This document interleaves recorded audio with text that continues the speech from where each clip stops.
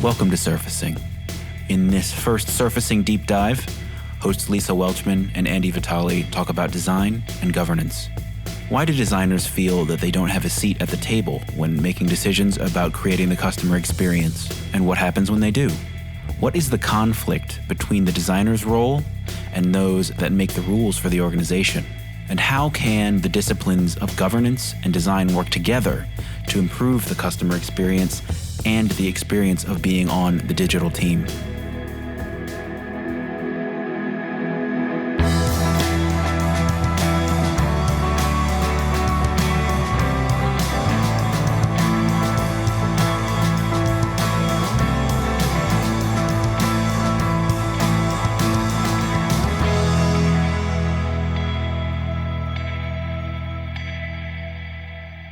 So I thought it would be good for us to talk about the differences of what we do for a living, because we really interact with the same people, but in really different ways. Right.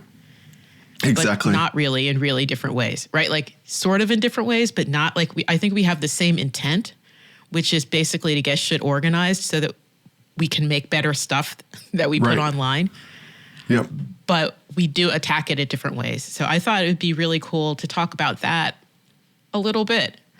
So what do you think? I think that's awesome. I think the timing is right. You know, it's funny. One of our main stakeholders is our legal team. And I think the design team has this feeling that legal applies constraints and doesn't care how they affect the end experience. And I think this is a perfect example of a good disconnect between kind of the people who make the policies and some of the designers that happens in organizations. You know, I've worked in places where, you know, we had attorneys and design patents and they understood the design process and the experience. And I've worked in other places where they didn't. It was new to them. So it's an educational process. It touches more than just the products, though. It's even how we use internal tools and where we can store files and what that looks like. So I'm hoping that this conversation we have can shed more light on that subject. Yeah, I mean, already I'm moderately annoyed at what you're saying, just because I think, you know, when we talked about doing this episode, I wanted to call it like design versus governance, the ultimate smackdown, right? Which is really aggressive and not right, but funny, right? Like, or at least I thought it was funny. It's a cute name. But, you know, when people think about governance, they immediately go to this legalistic policy aspect, right? Which honestly is a component of it. So that's not wrong. But what they often ignore is all that I'm trying to do when I do governance work with digital teams, which include designers, right? Includes everyone, including those attorneys, right? Is to get them organized so that they can create things intentionally instead of accidentally, right? Which, you know, is an extreme thing to say, but honestly, a lot of what is online is like accidental stuff or experimental stuff that people put online without really a thought for the implications of it. And so I think that everybody wants that same thing, but they oftentimes are just like, wow, you know, compliance and regulatory won't let me do this. I mean, I've worked a lot with pharma and in healthcare, and there's actually, in financial sector, you've got that background as well. There are some things that you just can't do. And it's interesting because designers, from my perspective, will accept a certain set of constraints. Yes, for sure. Right? But there's just some limit where you get the feeling that they think you're trying to infringe on like a human rights issue, like a designer rights issue. And so I'm really curious, like, where is that line? Like, why is it okay for the bank to say we can't blend credit card and checking account information online? And so those two have to be completely different systems. But when you start to push on other areas, I can't even think of a good example. You can probably tell me an example that there's a lot of pushback, other types of functionality or the experience of what is going on with a particular customer or the flow through a particular app. I mean, what do designers want? Yeah. I guess that's what I'm asking. Like, what do they want? Sometimes I don't know that they know what they want, right? So because I know you and your background and understand governance better than I've ever before, right? From our conversations.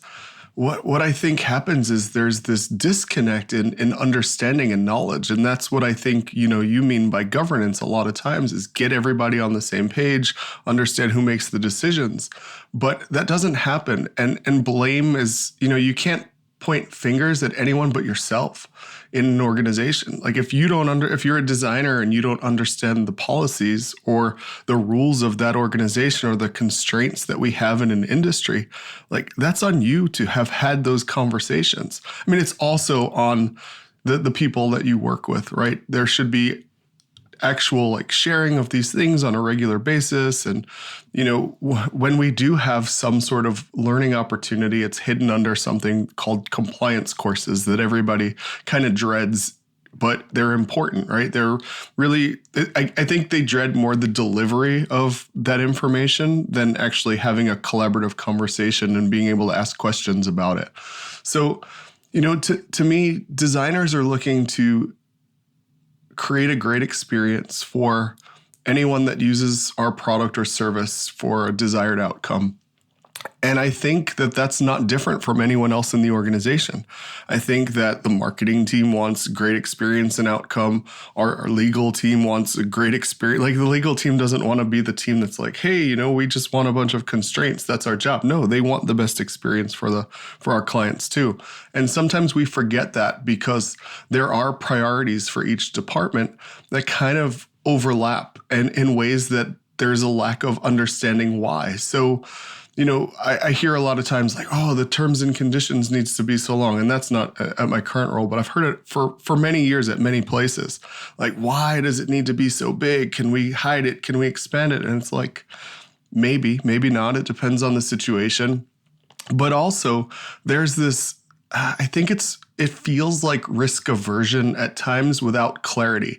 It's like, what if we wanted to provide this information to our clients in a particular instance? Like, here's a list of companies, here's maybe the languages they speak, here's, whatever. It's a directory per se. And sometimes it's an automatic, like, no, you can't do that without explanation. And it turns out that if we pushed the right people hard enough that we actually could have done it. And we uncover that a lot of times. And I think that's where designers get frustrated because the people that we sometimes interface with are making decisions because that's their role.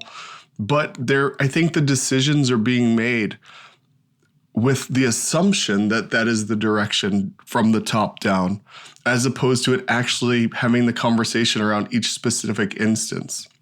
Again, like, I hear that all the time from designers. I hear that all the time from all of our partners, though, right? Like, who makes the final decision? That's the bigger issue. I mean, and that's what governance is all about for me. I mean, there's no doubt in my mind that almost every organization that every organization that I've worked with in the last 20 years has a digital team or a group of people collaborating around what they want to put online that's competent enough to do a good job. So it's not a knowledge gap in terms of how do you execute well on digital and what do you do. I think it's a lot of times, and governance for me is all about decision making and the clarity of decision making, not only who makes the decision, but how do they make the decision. So for instance, if compliance and regulatory is making a decision that's going to heavily impact the experience, the online design that's offered, that's able to be implemented, then they should have gotten input from designers before they wrote that policy. Right. And so that hardly ever happens, but it hardly ever happens for a couple of reasons. One is and this is less and less true. We're like 25, 30 years into the commercial web now almost, right? So this is less and less true as I start to run into attorneys who are, I hate to use the word, digital natives, or attorneys who have educated themselves. Maybe they didn't grow up digital natives, but they understand the technologies. So that's lessening. In fact, one of the best projects we ever worked on was with an organization that had a completely literate attorney, a digitally literate attorney, who was really a great advisor. They were like, yeah, and they're like, and they could kind of dance back and forth and tweak it so they could get the maximum experience while not like getting themselves into legalistic trouble or just out and out violating the law. And so there's this, and people use this word all the time, but it's true. There are these silos inside of an organization, most of which existed prior to the advent of the World Wide Web, right? Which they were bad then, but they're worse now because a website or an online experience is basically the reflection of an organization online, whether it's their social channels and their mobile apps and their websites or their email marketing campaigns. All of that stuff is literally the organization itself, like instantiating itself online in full, right? Which means you're going to need the participation of everybody in the organization to create that experience, just like you need everyone in the organization to create the offline experience, to the extent that that's even a thing anymore, offline versus online experience. And so I think I see, all of this is to say, I see a reluctance in designers to have that collaborative conversation. I see a strong message that says, we know best, we are the designers, and basically we're not really interested in negotiating with legal. Right? We're not really interested in negotiating with IT. There's the everlasting, I don't want to learn how to code argument. And I don't think designers need how to code. Coders don't need to learn how to design either, but they certainly should understand what the other one does. Right? And so there's this, that's both sides of the fence, right? And so I see this reluctance, and I'm picking on designers, but it's, we can pick on IT as well. A reluctance well, I can't pick on IT because IT loves policy, right? They come out of a culture of policy, right? And so IT is more than happy to have policy on the table. But I just see this reluctance, and I'm wondering, what is that about? Right? Yeah. So you see this reluctance to come to the table, and then a lot of complaining about how come we don't have a seat at the table, right? And so I'm like, well, what do you want?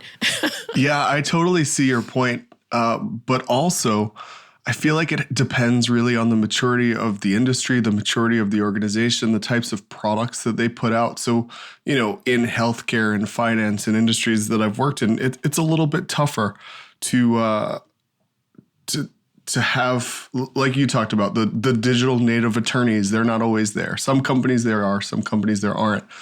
So, and also designers in some of these organizations, the maturity level is low, and literally they feel like they're order takers from time to time, and they don't have any input. That's why there's been that fight for the seat at the table. But I feel like, designers that are still complaining about that seat at the table really need to look at where they're at, because we've evolved as an industry so far in the last, 10, 15 years, definitely the last 5 than I've ever seen before growing up in design for 20 years. So I think I'm seeing a lot more collaboration, a lot more let's bring people to the table. And that turns into another internal debate that I'm seeing as like, is design best served to bring people together because they see what's happening across different silos or parts of the organization, bring everybody in, collaborate, lead some sessions, and really is that the value of design, or is the value of design to just create the thing? Like, take your requirements, run off in a corner, go build a thing, bring it back. We'll develop it in an agile way and we'll call it agile, but that's really still waterfall. I think the designers that are still working that way are not having the best outcomes and the best inputs in organizations, because really design should be leveraged as a storytelling tool, as a collaboration model. Yes, we have an expertise, but our expertise is being human-centered and involving people in the process and the building and the decision-making and testing and validating. I feel like if that's not happening and you're not bringing in legal at a kickoff or having that open collaboration of I have this question, or marketing, compliance, whoever it is, then you're not really doing design in 2021. Well, I couldn't agree with you more fully on this one, because one of the things that I often say to folks, particularly UX folks, when I'm internally, which is, what do you think the experience is that your colleagues are having working with you? Right? And so you're very, very customer-centered. I want to create this sticky, juicy, delightful experience for our customer base so they buy our products and services or give us money or whatever it is. And I'm not saying that with judgment. Organizations exist for a purpose, right? And so you're trying to engineer that purpose. And so they're really, really, but then they turn their back to their colleagues in the organization, and they don't consider how they're impacting the work that other people may do. They're not considering how they're changing the job of someone internally by changing the content, right? Or how those other things get impacted. And so I think that is a broader, more serious and interesting digital maturity question, which is, something I've really thought about over the years and is my personal, real kind of geeky interest in the web and the internet, is how it impacts the enterprise, right? How the existing of digital displaces not your vertical market space and what products and services you sell, but the way that people must work, right? Inside of an organization. And you are always going to work in silos because, 7 plus or minus 3 or whatever that number is. Like, people work better in smaller groups, right? It's not going to be one big mash of people, but those things have to be connected, right? And so I think, that's what I'm trying to do, is to get people to work better together. And I lost my train of thought. You mentioned something about,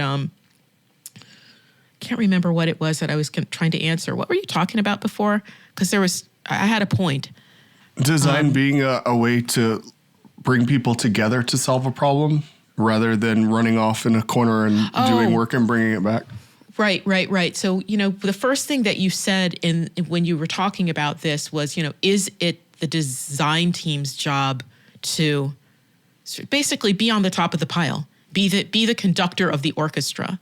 And I don't see it that way. And I'm not rejecting designers. I see it this way. I feel like when you're creating an online experience for someone, there's the experience, right, that you're creating that can be very multifaceted. Speak simplistically, let's say there's a website component to it, there's a social component, there's a mobile component, and there's a huge underlying data component. I'm just making up with just a set of things that all that have interface and all of that other stuff that's going on. Depending on who you are in the organization, and if you attach those channels like a network array and think about it three-dimensionally, if you're in IT, the IT part's the most important. If you're none of it can work if any of the supporting team that supports those channels fails. It just can't. Because designers create interfaces, they oftentimes are we're the most important. And then content people are it's all about us. The icing on the cake and the candles on the cake get the most visibility in terms of we're the most important. And it's if the tech wasn't there, you couldn't serve the shit up, right? So it wouldn't make any difference. So the way I see it, and I think because I work with a super broad team, is that everything, including the budgeting that goes to support all of it, is super important, and none of it can be weak, which is why, from my perspective, governing issues are management and leadership issues, right?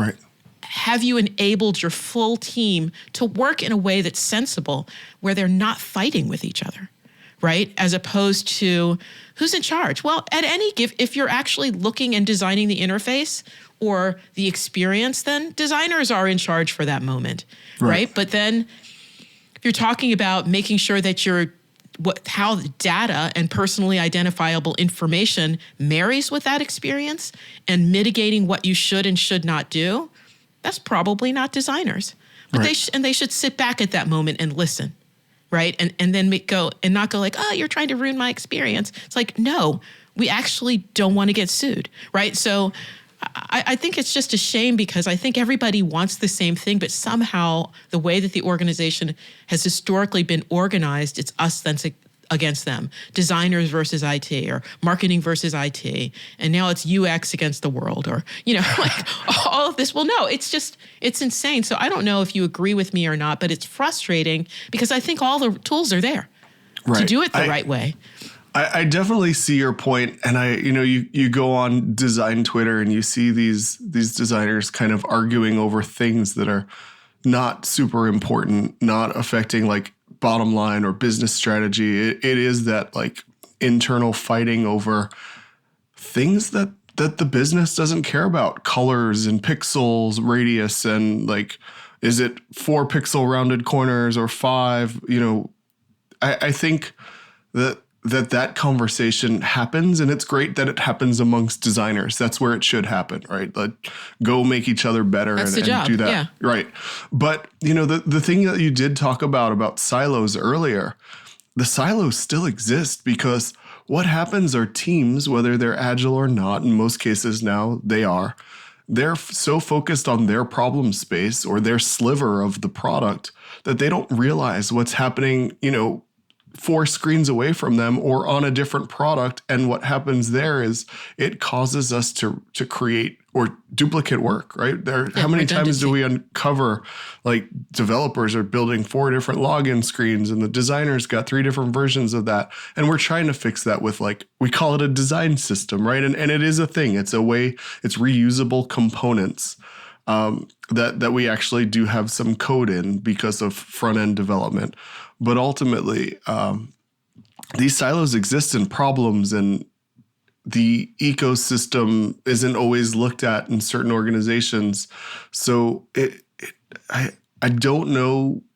I mean, for us, we have people that take this holistic approach and understand different touch points, and, service designers can do that work and see where physical and digital intersect and where data crosses and what that looks like, and partner with, data intelligence and technology to figure things out. But I'm almost positive that doesn't happen in a lot of places. It doesn't. Right. It almost never happens. And it's interesting because there's this new increased focus on design ops, right? And it kind of makes me cringe and kind of makes me laugh and kind of makes me happy. Like, I have mixed feelings about it, because it's designers talking about design ops. And from my experience, designers aren't good at ops. Like, ops is a competency, right? Governance is a competency. Ops is a competency. And so it's almost like, why do you think you can do a good job at that, right? And just, expressing a pattern library is not operations, right? Operations has to do with budgeting in a way that makes sense so that the right things get paid for, staffing in a way that makes sense. It has to do with making sure that once you've decided who's going to write policies and standards about things, actually making sure that the stuff's written and implemented.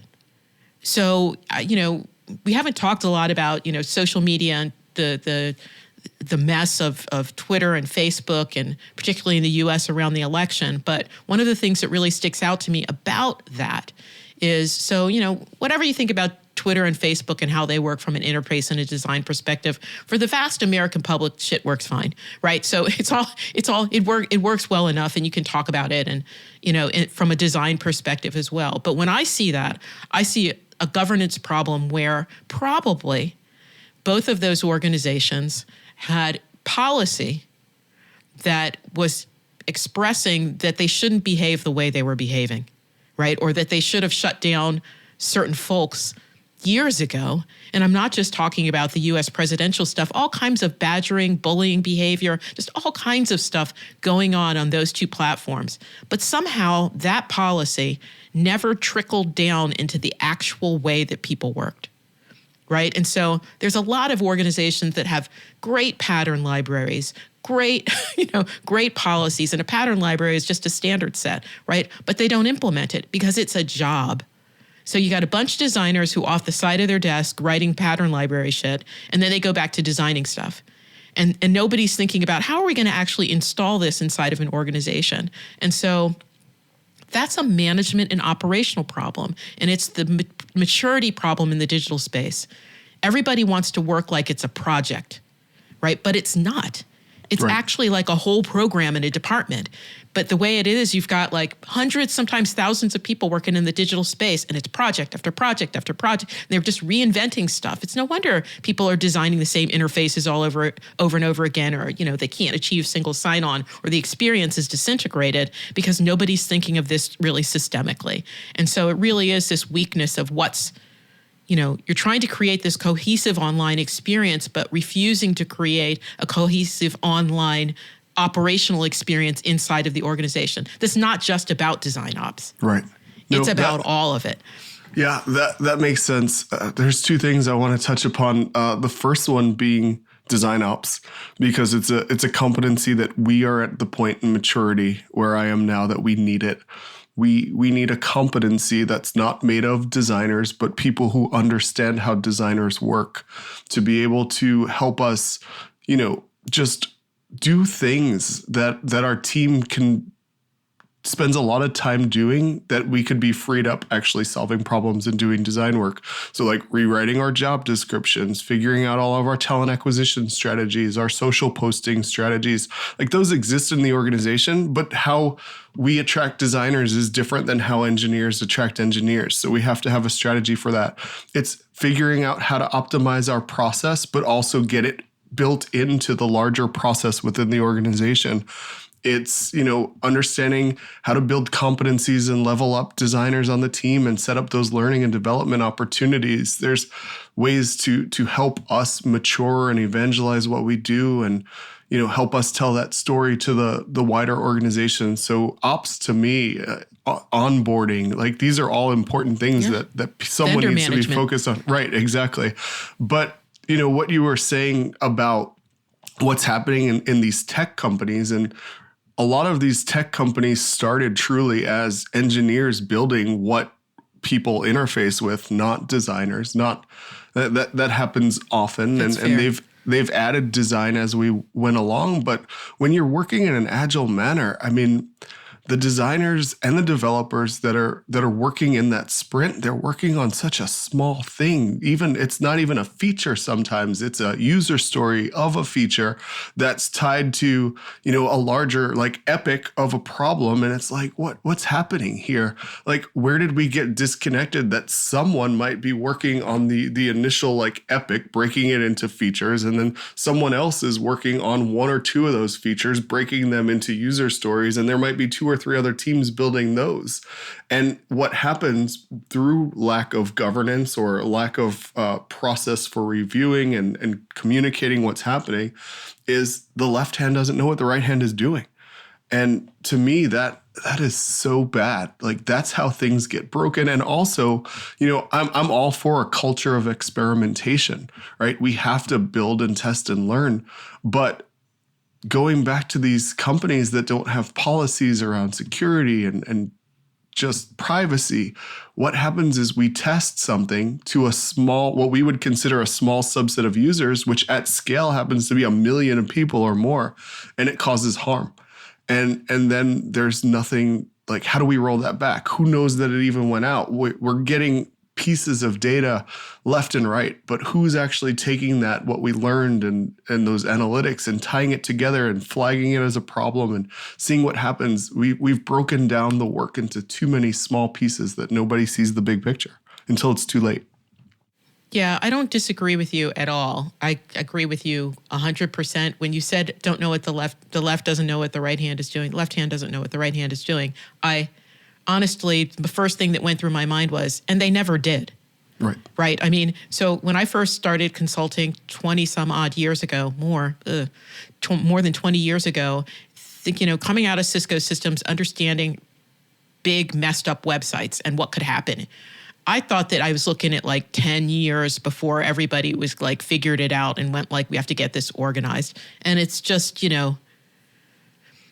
not happened. Right. And so what I think is true is that in any large enterprise, in any large group of people, unless you are intentional about how you're going to work and unless you have shared values, right, the left hand's not going to know what the right's doing. And in spite of that, some organizations will succeed either through dumb luck, pointed leadership, good timing. There's a variety of luck factors that kind of come into the pile of like why some people just succeed. I mean, social media, a lot of that's timing, right? Timing and first out of the gate and a willingness to just keep going and going and going despite, things that happen. And so good and bad things that happen. So I think it's important to know that it's not like it was good before, right? It was just that you couldn't see it. Just like, there were bigots and racists before, but now they're all online. Right. So you can see them. So organizations were really organized silos, infighting, power tripping amongst departments, power tripping amongst geographies, right? I work with a lot of global multinationals, and the way that countries talk about each other is just almost amusing. I mean, it's not evil, but there's competition, right? Internal competition. And now all of that's just surfaced and put online. So much like that dynamic of all of these social human things that we see put online that are making, a lot of people globally cringe about the way that human beings can be, they were always like that. And so the question is, what are we going to do about it? Right? So it's not going like, oh my God, I look how we are now because of the internet and the web. I'm like, no, organizations were always like that. We were always having these challenges. There was always siloed design. This physical, marketing brochure that was at this conference over here didn't have the same branding as the one over here that was in Japan versus Australia. And it didn't matter so much, right? Because nobody saw both of those things. You had to be in Japan and Australia and speak both of those languages in order to go, oh, this messaging isn't right. So, the opportunity to see those conflicts is a lot higher now. So I guess, my question is, given that dynamic, what do you think designers can do to alleviate that? Like, what is the next step because whether or not they're in charge or not, it's a moot point. It doesn't matter. Designers are participating in a heavy way in resolving this. And what do you think the strongest value designers can bring to the table in sorting this out? Yeah, that's a great question. I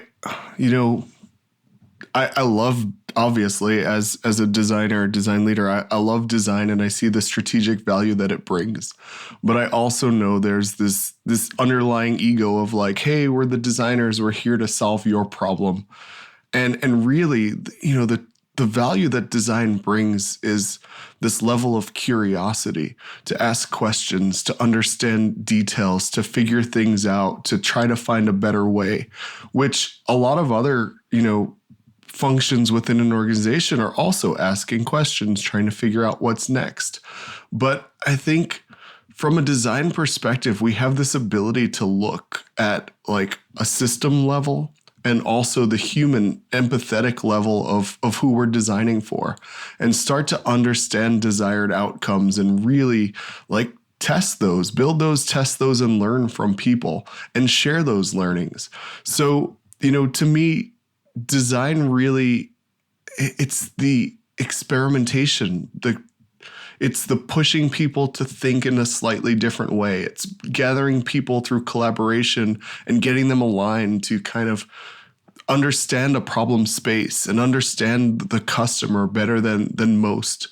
And then it's working together to solve those problems and make sure that, once this solution is created, or solution's an interesting word because of iteration, but once this hypothesis exists, it's how do we test that and learn from that and continue to evolve the product by doing right by the customer. And sometimes that means convincing an organization that you don't have to be first, right? Sometimes it's better to be second and get it right than be first and lose all of your customers and ruin that relationship. So I think designers kind of know what to do, but I think design leadership is so focused on things like delight and satisfying the business that they don't just throw the flag and say, wait a minute, slow down. This doesn't make sense.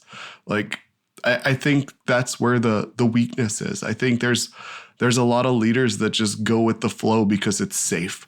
Yeah, I think so. I think, I'm listening to you talk and I sometimes sound like I'm dissing digital teams or design teams or whatever, but I actually have a lot of compassion, the stress that those folks have to work under. And I think for me, governance is really about making sure that there's an environment where this good, safe, fun work can happen. Right. Making sure that environment exists, that same delightful experience that you want your customers to have, it should feel like that at work. Like you should be enjoying working with your colleagues. You should be designers should be enjoying talking to content people and to IT or to the program and the business about what it is that we're trying to create and do together. And there shouldn't be all of this kind of backbiting and competition internally. So that would be sort of my hope of what this next generation of, of teams that create, digital experiences would be like, right? But it remains to be seen what'll happen, but hopefully we'll get all of that together. Yeah, I think the conversation is happening, and it's getting stronger and stronger, and people are having the right conversations. And I mean, we can't not, right? We've seen what has happened by not having the right conversations, by not collaborating, by not putting plans in place. What if something goes wrong?